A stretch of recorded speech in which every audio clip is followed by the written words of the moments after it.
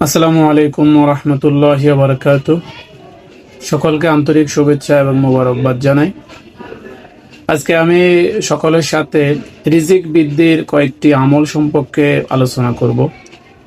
রিজিক বলতে বোঝায় আমাদের মানব জীবনের সকল কর্মকাণ্ড যাতে আল্লাহ এবং তার রসুলের হুকুম মোতাবেক হয় তাকে মূলত রিজিক বলে।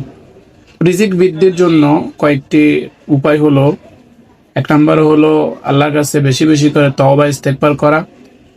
দ্বিতীয় হলো আল্লাহর উপর তাওয়াক্কুল করা, কারণ আল্লাহ তাআলা বলতেছেন আমাইয়া তাওয়াক্কাল আলাল্লাহি ফাহুয়া হাসবুহু, যে ব্যক্তি আল্লাহর উপরে তাওয়াক্কাল করে আল্লাহ তার জন্য যথেষ্ট হয়ে যান।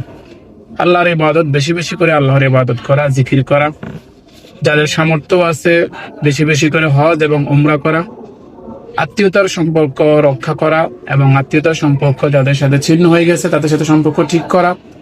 আল্লাহর রাস্তায় বেশি বেশি করে দান করা, সালাত আদায় করা, আল্লাহ তাআলার শুকরিয়া আদায় করা বেশি বেশি করে, কারণ আল্লাহ তাআলা বলতেছেন লাইন শাকারতুম লাযিদান্নাকুম, যে তুমি যদি আমার শুকরিয়া আদায় করো তাহলে অবশ্যই আমি নিয়ামত বাড়িয়ে দিব। তৃতীয়ত হলো হালাল খাওয়া এবং পান করা।